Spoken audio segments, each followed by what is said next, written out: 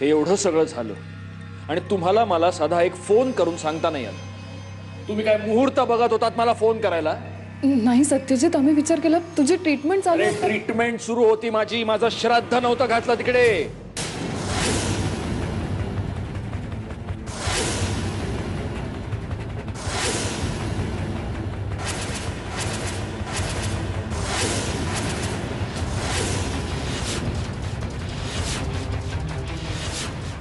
अहो हे हे काय बोलताय तुम्ही? प्रिया, निदान तू हा असा मूर्खपणा करशील असं मला कधीच वाटलं नव्हतं. सत्यजित प्लीज शांत हो. हे बघ, शांत हो. हं? शांत राहू. तिकडे तो दादा होळकर माझ्या अब्रूचे धिंडवडे काढतोय, माझ्या कंपनीची वाट लावतो आणि मी शांत राहू? अहो यातून सुद्धा काहीतरी मार्ग निघेल ना. ए, तू मध्ये बोलायचं नाही, गप्प बस.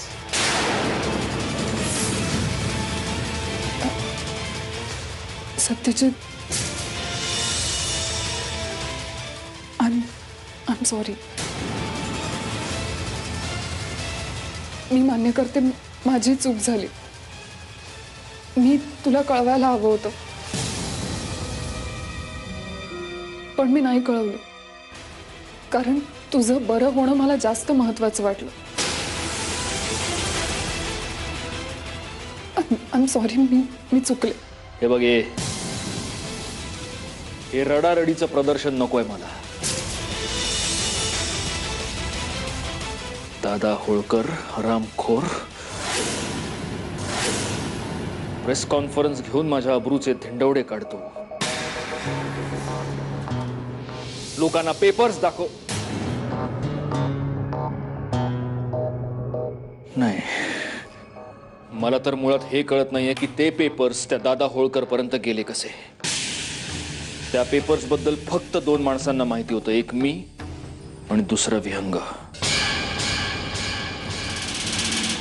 दादा, मला तुमच्याशी थोडं बोलायचं होतं. आता नाही. मला त्या जमिनीच्या पेपर्स बद्दल काहीतरी सांगायचंय तुम्हाला.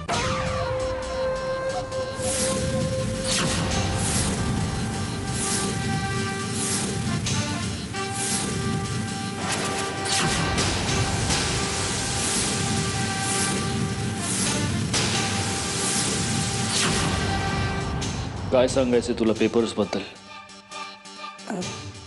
ते पेपर्स दादा होळकर पर्यंत कसे गेले ते माहिती आहे मला.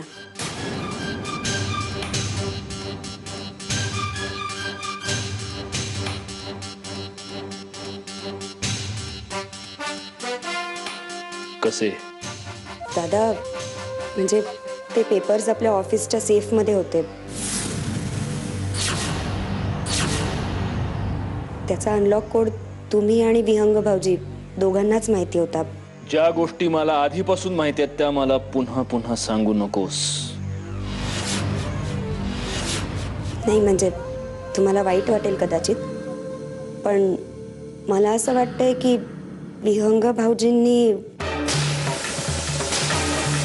नेत्रा, तू शुद्धीवर आहेस ना? काही झालं तरी विहंग भाऊजी असं नाही करू शकत. दादा, तुम्हाला आठवतंय का, मी तुम्हाला त्या दिवशी ऑफिसमधून फोन केला होता कारण ती ऑफिसमधली सेफ अनलॉक करायचा नंबर हवा होता मला. विहंग भाऊजींना तो आठवत नव्हता, म्हणून मग मी तुमच्याकडनं फोन करून तो नंबर घेतला आणि विहंग भाऊजींना सांगितलं.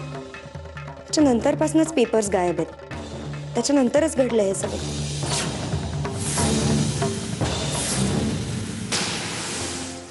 मला काय वाटतंय दादा, सगळं चित्र काचे इतकं स्वच्छ आहे आपल्यासमोर. मला आपल्या ऑफिसची काळजी वाटते, म्हणून मी येऊन तुम्हाला हे सगळं सांगितलं. इतकंच. विहंग, अहो तुम्ही प्लीज असा विचार नका करू.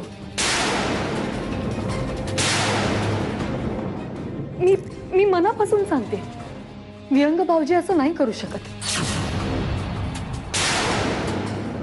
एवढ्या वर्षांची मैत्री आहे तुमची, ते असं खालच्या पातळीला जाऊन तुमचा विश्वासघात नाही करू शकत. प्लीज तुम्ही शांतपणे आधी विचार करा आणि बघ.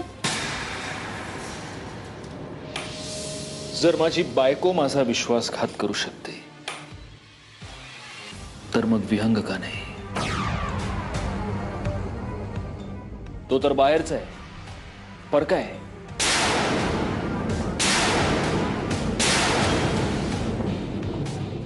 काय गंमत आहे नाही? आज मी विहंगावर संशय घेतोय तर तू त्याची बाजू घेऊन माझ्याशी बोलायला उभी राहिलीस. आणि तो तर तुझी बाजू घेऊन माझ्याशी भांडायला सतत तयार असतो.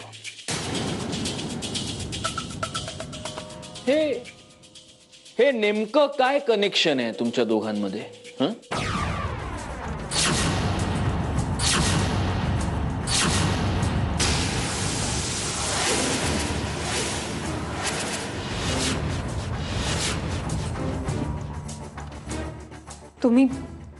तुम्ही खूप चुकीचा विचार करताय.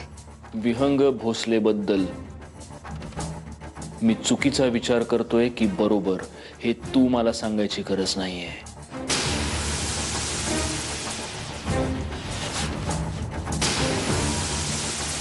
तो नेमकं काय करू शकतो आणि काय नाही हे मला खूप चांगलं माहिती आहे.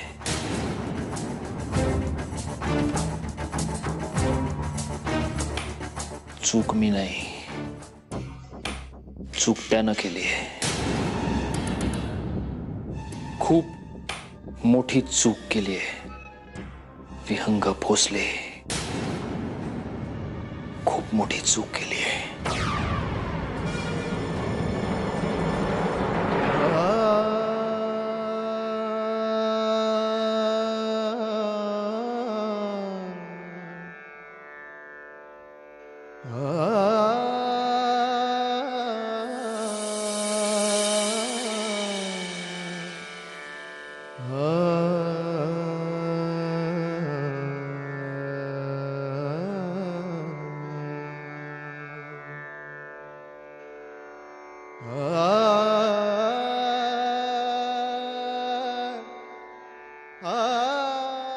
काय पाहताय दादा? बाहेर वातावरण कुंद झालंय, ढग आले, पावसाळी वातावरण आहे. बघ, तरी पाऊस काही पडत नाहीये ना? तुला काही बोलायचं आहे का माझ्याशी? पण काहीही झालं तरी आभाळाला फुटावं लागेलच ना. हा? जिचा फोटो पाहिल्यावर आजही तुमच्या डोळ्यात पाणी येतं,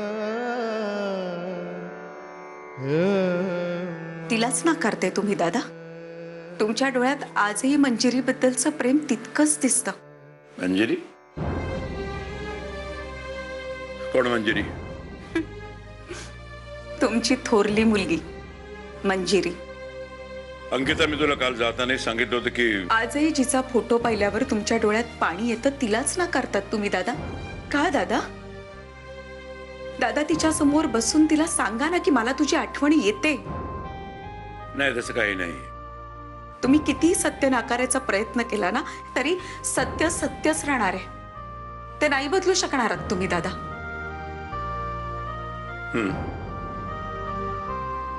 सत्य नाही बदलू शकत मी.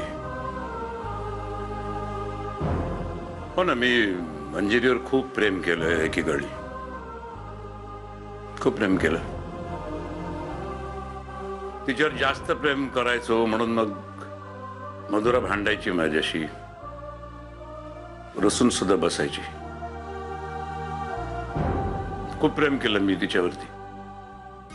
तिचा प्रत्येक हट्ट पूर्ण केला. तिने ज्या गोष्टीवर हात ठेवला ती गोष्ट ताबडतोब तिची व्हायची. कुठली? जगात कुठेही असलो ना तरी सुद्धा तिच्यासाठी जीव तुटायचा माझा. राजा मिळास,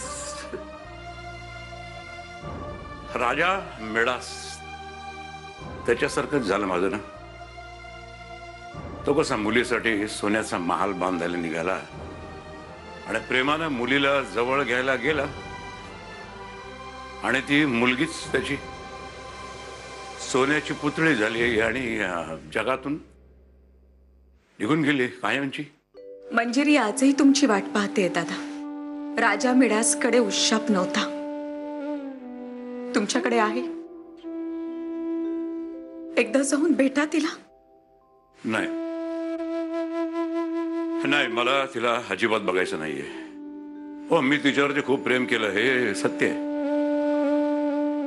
हे सत्य आहे, पण हे सुद्धा सत्य आहे की मंजिरीमुळेच किशोरीला हे जग कायमचं सोडून जावं लागलं. दादा पण तिच्यामुळे सत्यजित रावांवरती आज ही पाळी आली आणि तिच्यामुळेच तिच्या माहेरी आणि सासरी कोणीही सुखी राहू शकलेलं नाहीये. हे सत्य मी नाकारू म्हणतेस? जगात प्रत्येक सत्याच्या मुखवट्याखाली काहीतरी दडलेलं असतं ज्याची आपल्याला कल्पनाही नसते. कदाचित मंजिरीच्या बाबतीत तसंच काहीतरी झालं असेल. आपण चुकलो असू मंजिरीला समजून घेण्यात, आणि आता तीच चूक आपण पुन्हा करतोत मधुराच्या बाबतीत. मधुराच्या बाबतीत काय? तिच्या बाबतीत काय चूक केली मी? काय चूक आहे, काय बरोबर आहे ह्यावर बोलण्यापेक्षा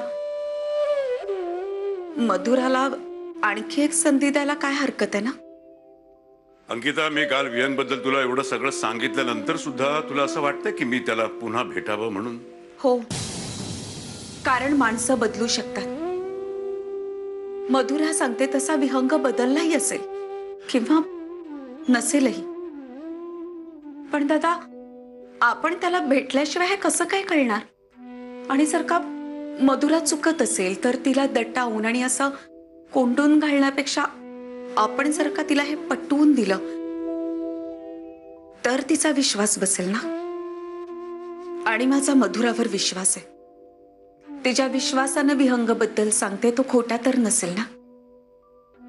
आणि तो ज्या पद्धतीनं वागला त्यावरून तो समजूतदार आणि विचारी वाटतो.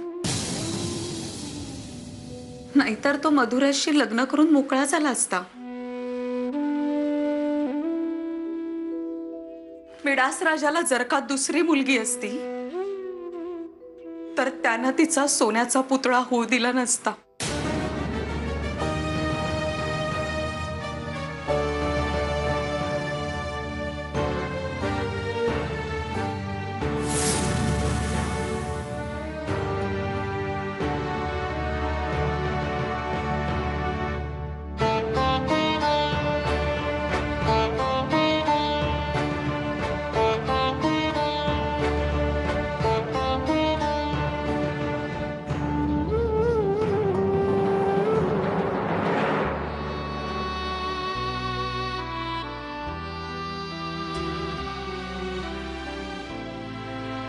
मधुरा, मला तुझ्याशी काही महत्वाचं बोलायचंय. बोला, मी ऐकतेय. तुम्ही माझं म्हणणं ऐकून घेत नसला तरी मला ते ऐकावंच लागणार ना. उद्या त्या विहंग बसायला मला भेटायला बोलव.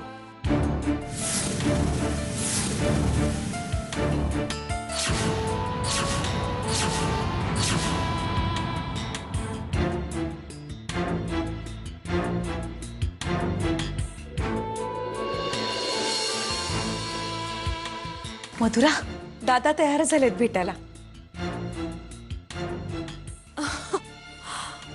हो अगं, माझा विश्वासच बसत नाहीये काकू. पण मला खात्री होती की तू बाबांना नक्की कन्व्हिन्स करणार. अगं, आता विहंगला फोन लाव आणि त्याला म्हणावं वेळेत ये, नाहीतर दादा वेळेवरनं परत चिडायचे. हो अगं काकू, आय एम शुअर तो या भेटीसाठी नक्की उशीर नाही करणार. वा, आतापासून एवढा विश्वास.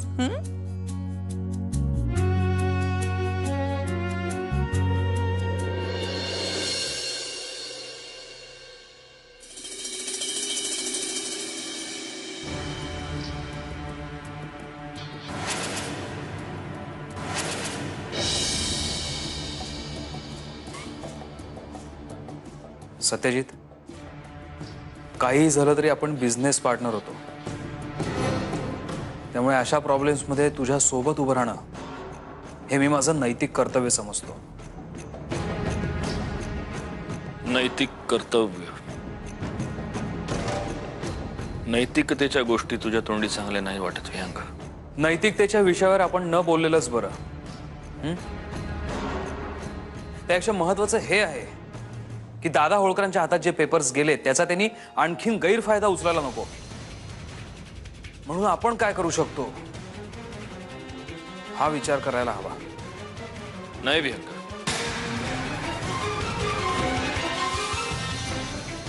या क्षणाला माझ्यासाठी सगळ्यात महत्वाचा विचार हा आहे की मुळात आपल्या ऑफिसच्या सेफमध्ये सेफ असलेले ते पेपर्स दादा होळकर पर्यंत गेले कसे.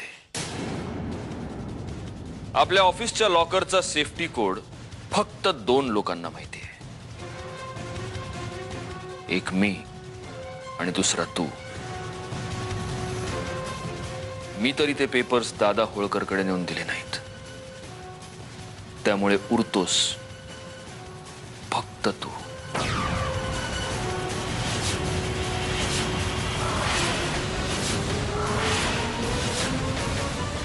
म्हणजे तू माझ्यावर आरोप करतोयस. सत्यजित, हे बघ, तू खूप मोठी चूक करतोयस. अरे मी असं कशाला करेन? एवढा साधा विचार कर जरा. मला माहिती होतं तू हेच बोलणार. पण कसं आहे विहंग, पुरावा असल्याशिवाय मी कधीच काही बोलत नाही. नेत्रा,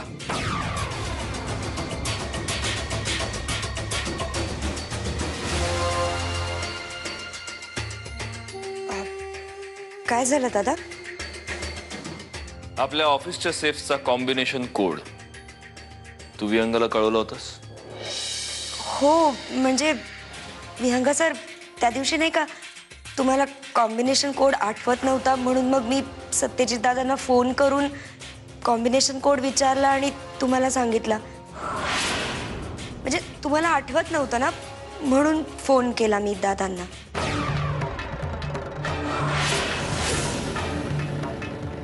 वहिनी, अहो तुम्ही काय बोलताय? हे सत्यजित माझा एक, हे बघ, ही बाई धडधडीत खोटं बोलतेय. अरे माझ्यावर विश्वास ठेव. चोरी पकडली गेल्यानंतर प्रत्येक जण असंच बोलतो विहंग. तुला जर काही वेगळं बोलायचं असेल तर बोल. सत्यजित, अरे विचार कर. मला जर तसं करायचं असतं तर मी आधीच. तुला काय वाटलं मी मूर्ख आहे? मी तुझ्या लग्नाला विरोध केला म्हणून तुला माझी वाट लावायची होती आणि त्यासाठी तू आधार घेतलास कोणाचा? दादा होळकरचा. हे न कळण्या इतका मूर्ख नाहीये मी विहंग. नको त्या माणसांवर विश्वास ठेवायचा आणि जवळच्या माणसांवर अविश्वास दाखवायचा रोग जडलाय तुला. लवकर यातून बाहेर पड. हे बघ माझा ऐक, मी सांगतो ते खरंय. तू माझ्यावर विश्वास ठेव प्लीज. चल चल, ठेवतो मी तुझ्यावर विश्वास.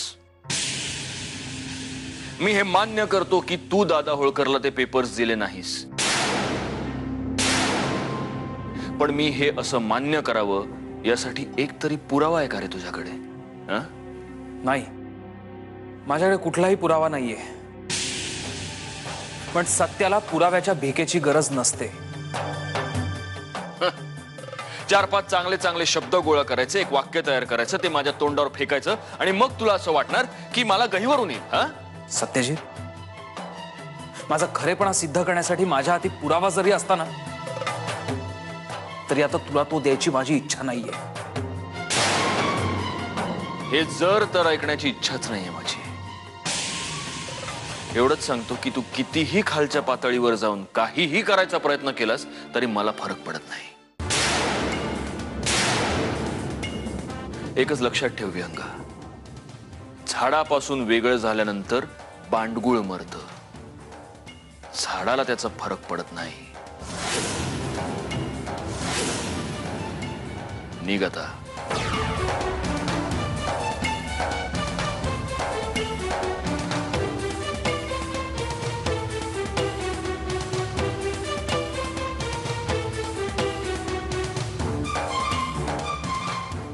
सत्यजित,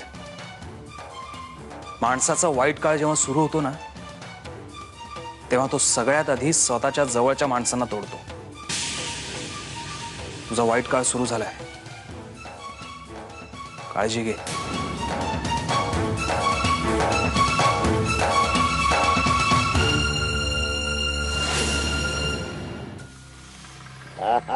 बोला ताई, इतक्या रात्री कसं काय फोन केला आम्हाला? अरे सगळं गुड आहे ना, म्हणजे काही बॅड नाही, पण सत्यजित रावने तुम्हाला घराबाहेर काढलं नाही ना? मला बोलू द्याल का? आता बघा, आता तुम्ही फोन केला म्हणजे first priority you speak ladies. एक बातमी आनंदाची. मग पटकन बोला. सत्यजित दादा आणि विहंग भाऊजी वेगळे झाले. खूप भांडणं झाली त्यांची. सत्यजित दादांनी विहंगला घराबाहेर हाकलून दिलं. पार्टनरशिप संपली. सगळे संबंध तुटले. अतिशय दुःखद घटना आहे. आम्हाला फार वाईट वाटलं या गोष्टीस, पण अतिशय आनंद पण झाला या गोष्टीचा. म्हणजे पामर मागतो एक आणि तांबडे बाबा देतात 10 डोळे. तो व्यंग बिचारा गोरा गोमटा कपाळ करंटा. ताई, मी दादा म्हणून तुम्हाला सांगतो, उतू नका, मातू नका, घेतला वसा टाकू नका. अशाच गोड बातम्या मला पाठवत जा. ठेवू का आता? लगेच? आणि आपलं ते काय? हे अहो, तांबडे बाबाचं स्मरण. जय तांबडे बाबा.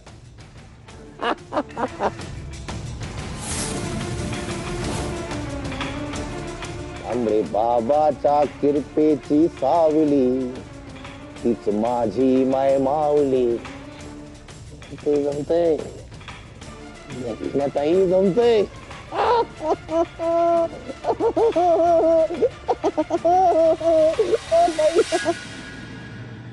Good.